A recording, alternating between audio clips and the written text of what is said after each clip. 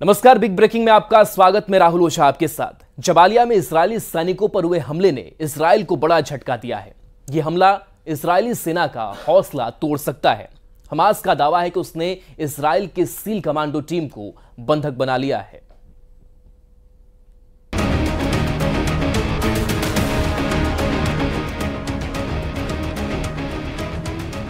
इन तस्वीरों ने इजरायल में तूफान ला दिया है। गाजा के सुरंगों में घसीट कर ले जा रहे इजरायली सैनिक कोई आम फौजी नहीं है। ये इजरायल के सबसे खतरनाक कमांडो माने जाते हैं। ये हैं इजरायल के सील कमांडो, जिन्हें शायतेत 13 यूनिट के नाम से जाना जाता है। शायतेत 13 इजरायली नौसेना का ठीक वैसी ही कमांडो यूनिट है जैसे अमेरिका के सील कमांडो होते हैं। यह यूनिट इजरायल के इंटेलिजेंस ग्रुप शिन बेत के तहत ऑपरेट करती है। यही वजह है कि हमास के हमले ने शायतेत 13 कमांडो की पूरी टीम के रुतबे को चकनाचूर कर दिया है। पूरे इजरायल में यह वीडियो वायरल हो चुका है। इन तस्वीरों को देखकर नेतन्याहू के कैबिनेट में कोहराम मच गया है। जिस फोर्स को इजरायल की सबसे एलीट कमांडो यूनिट माना जाता था, उस पर हमास ने पॉइंट ब्लैंक रेंज से हमला किया है। शायतेत 13 यूनिट पर हुए इस हमले में कितने कमांडो मारे गए, कितने कमांडो बंधक बने, इस पर पूरे इजरायल में खामोशी छाई हुई है। गाजा के शायतेत 13 का मारा जाना नेतन्याहू के लिए बहुत बड़ा सदमा है। हमास का दावा है कि उसने कई इजरायली कमांडो को बंधक बना लिया है। अब जबालिया में हमास और शायतेत 13 के बीच हुए इस एनकाउंटर की पुष्टि कैसे हो रही है, इसे बहुत गौर से समझिएगा, क्योंकि इजरायल इस बात को मानने के लिए तैयार नहीं कि उसके सैनिक गाजा में हुई लड़ाई के दौरान बंधक बना लिए गए हैं। हमास ने जो तस्वीरें जारी की हैं, उसके कमांडोज के कपड़ों और हथियारों में कई ऐसी चीजें हैं जो इस बात की तरफ इशारा करती हैं कि इस एनकाउंटर में शायतेत 13 यूनिट शामिल थी। इसमें है चेक गणराज्य की बनी हुई स्कॉर्पियन ईओ राइफल, जो सिर्फ इजरायल की शायतेत 13 कमांडो यूनिट इस्तेमाल करती है। स्कॉर्पियन ईवो राइफल में आगे लगा है साइलेंसर। इसका इस्तेमाल भी इजरायल की सील कमांडो यूनिट यानी शायतेत 13 ही करती है। शायतेत 13 इजरायल की खुफिया एजेंसी शिन बेत के तहत आती है और शिन बेत की रिपोर्टिंग इजरायल के प्रधानमंत्री यानी बेंजामिन नेतन्याहू को है। यानी अगर गाजा के जबालिया में शायतेत 13 को हमास ने घेर कर मारा है, तो समझ लीजिए कि पूरे इजरायल और खासकर उनके कैबिनेट में सबसे बड़े टारगेट पर बेंजामिन नेतन्याहू ही होंगे।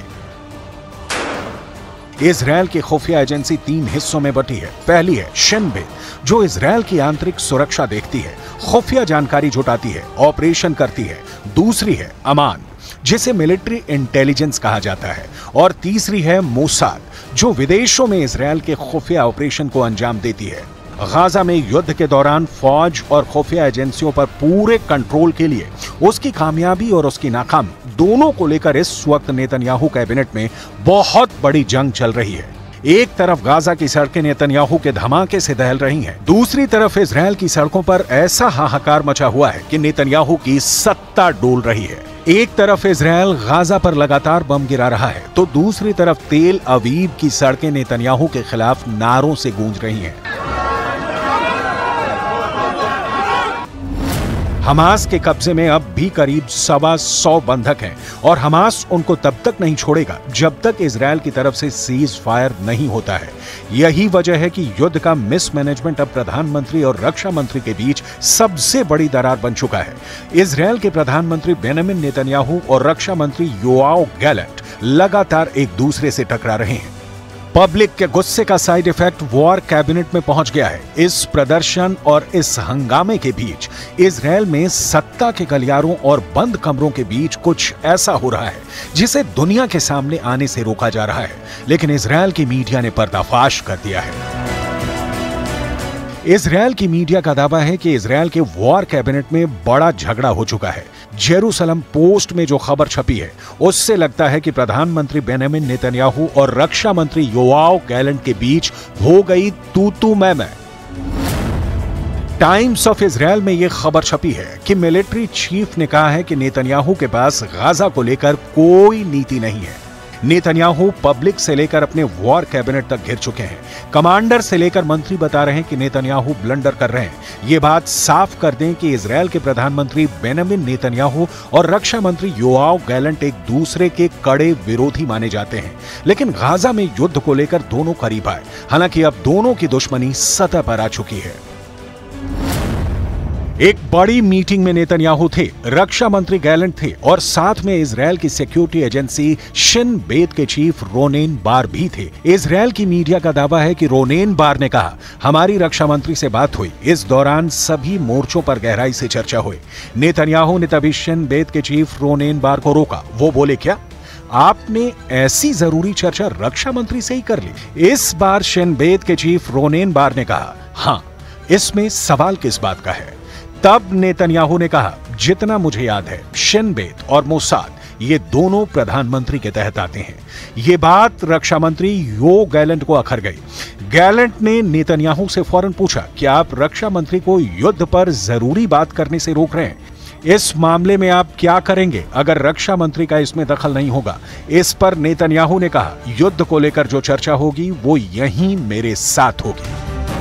रक्षा मंत्री योआव गैलेंट फिर भड़के और लगा कि अब वो गाजा पर बमबारी को लेकर नेतन्याहू से आर पार करने के मूड में है। रक्षा मंत्री ने प्रधानमंत्री की बात पर ऐतराज जताते हुए कहा, जब भी आप युद्ध को लेकर चर्चा करते हैं, हम मीटिंग में पूरी तैयारी से आते हैं। इस तैयारी के लिए भी मुझे अफसरों से बात करनी होती है। दिक्कत यह है कि आप इस तरह की मीटिंग नहीं करते हैं। अब यहीं पर नेतन्याहू का चेहरा देखने लायक था, क्योंकि एक कैबिनेट मिनिस्टर उन्हें उनकी कमियां बता रहा था और वो कुछ नहीं कर पाए।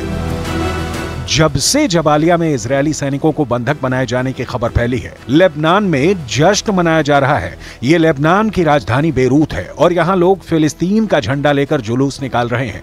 अब सवाल है कि इजरायल की पब्लिक क्या करेगी? क्या गाजा में युद्ध को लेकर इजरायल के प्रधानमंत्री और रक्षा मंत्री की लड़ाई सड़क पर पहुंच जाएगी या पहुंच चुकी है?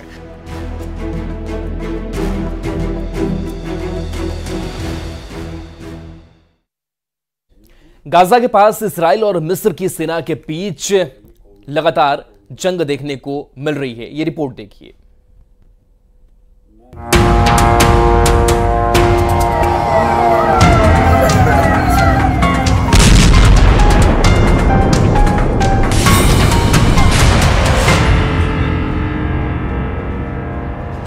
इजरायल की राजधानी तेल अवीव में जनवरी के बाद सबसे बड़ा हमला हुआ है। ये रॉकेट अटैक के बाद उठ रहा धुआं है। तेल अवीव में अजीब सी दहशत फैली हुई है। गाजा से कत्यूशा रॉकेट फायर करके हमास ने साबित कर दिया है कि वो खत्म नहीं हुआ है। गाजा के रॉकेट मेन सुरंगों के अंदर और सुरंगों के बाहर एक बार फिर लैस हो चुके हैं। हमास की रॉकेट फोर्स लगातार एक्टिव है। इजरायल में लगातार सायरन बज रहे हैं। गाजा में हमास की फायरिंग पावर में कोई कमी नहीं आई है। हमास के इस हमले के बाद इजरायल ने रफा कैंप में कोहराम मचा दिया। तेल अवीव पर हमले के बाद इजरायल के हेलीकॉप्टरों ने रफा पर हेल्प फायर मिसाइलों की बारिश कर दी। करीब 40 लोगों के मरने की खबर है। रात भर रफा का ये राहत कैंप जलता रहा, लाशें निकाली जाती रहीं। यह सिलसिला सुबह भी जारी रहा। रफा दक्षिण गाजा में वो जगह है जहां करीब 12 से 15 लाख लोग मौजूद हैं, क्योंकि इजरायल ने पूरा उत्तरी और मध्य गाजा खाली करा लिया है। جيش محتل كاذب فيش آمن في غزة لا يوجد آمن فيش شيء لا لطفل آمن ولا الشيخ ولا المرأة هي هو وزوجته هي استشهدوا وراحوا ترك الأطفال أبرياء إيش ذنبهم إيش ذنب الأطفال تتيتم।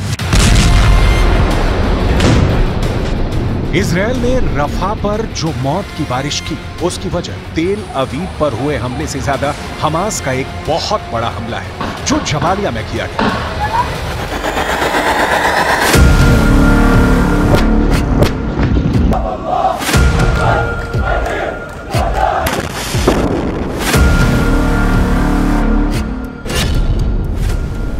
मारे इजरायली सैनिक, हमास का खूनी हमला। जरा इस वीडियो को देखिए। हमास के लड़ाके एक सुरंग से इजरायली सैनिक को घसीट कर बाहर की तरफ ले जा रहे हैं। हमास ने अपने इस वीडियो में दावा किया है कि हमने सुरंग युद्ध में इजरायली सैनिकों को न सिर्फ जान से मार डाला है, बल्कि कई इजरायली सैनिकों को बंधक बना लिया है, उनके हथियार भी जब्त कर लिए हैं। ये वीडियो उत्तरी गाजा के जबालिया कैंप का बताया जा रहा है। हम आपको एक एनिमेशन के जरिए बताते हैं कि आखिर हमास ने इजरायली सैनिकों को इतनी आसानी से कैसे मार डाला, क्योंकि इजरायली सैनिकों के पास न सिर्फ घातक हथियार और हाई टेक्नोलॉजी मौजूद थी, बल्कि मरकाबा टैंक और फुल बैकअप पीछे से मौजूद था। हमास के दर्जन भर लड़ाकों ने सबसे पहले जानबूझकर सुरंग में अपनी लोकेशन इजरायली सैनिकों को दिखा दी। जैसे इजरायली सैनिकों को लगा कि सुरंग के अंदर दर्जनों हमास के लड़ाके छिपे हैं, वो तुरंत घातक हथियारों के साथ सुरंग में घुस गए। सुरंग में इजरायली सेना की स्पेशल यूनिट के कमांडो घुसे थे। जैसे ही हमास का पीछा करते हुए इजरायली सैनिक सुरंग में घुसे, तभी सुरंग में हमास ने जोरदार धमाके कर दिए और उन पर गोलियों की बौछार कर दी। हमास ने दावा किया है कि उसने इजरायल के कई सैनिकों को सुरंग में मार डाला है और इजरायल की स्पेशल फोर्स के कमांडोज को बंधक बना लिया है। अल कसम ब्रिगेड्स के प्रवक्ता अबू उबैदा ने कहा, हमारे लड़ाकों ने इजरायली सेना को लालच देकर एक सुरंग के अंदर हमला करवाया और फिर इजरायली सैनिकों को मार डाला। كانوا ولا زالوا لقوات العدو بالمرصاد، فنفذوا عشرات العمليات ضد قواته على مدار أكثر من أسبوعين في جباليا ورفح وبيت حانون وفي كل محاور العدوان والتوغل. وكان آخر هذه العمليات عملية مركبة نفذها مجاهدون عصر اليوم السبت شمال قطاع غزة.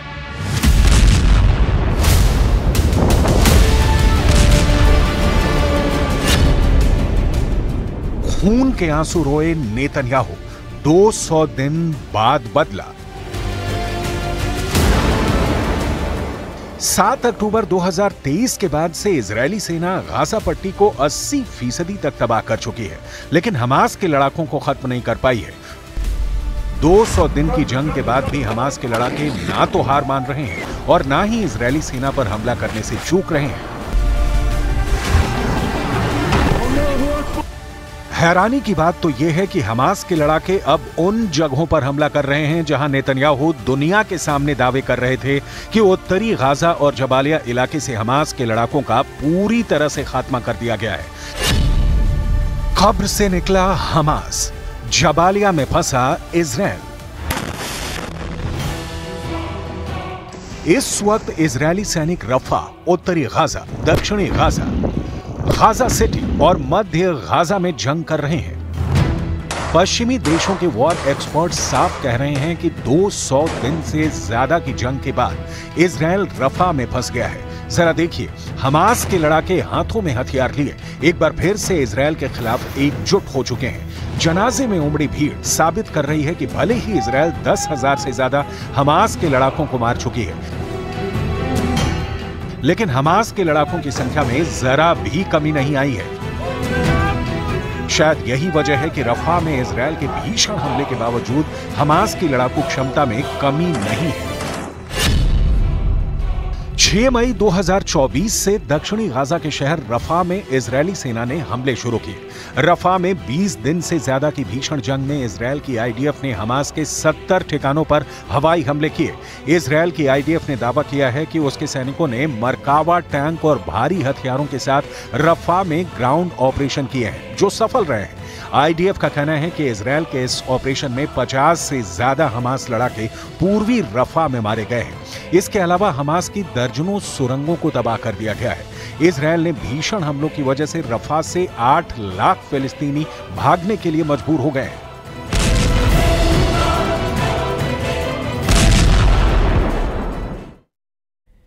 बिहार में प्रधानमंत्री नरेंद्र मोदी के भाषण के बाद मनेर के लड्डू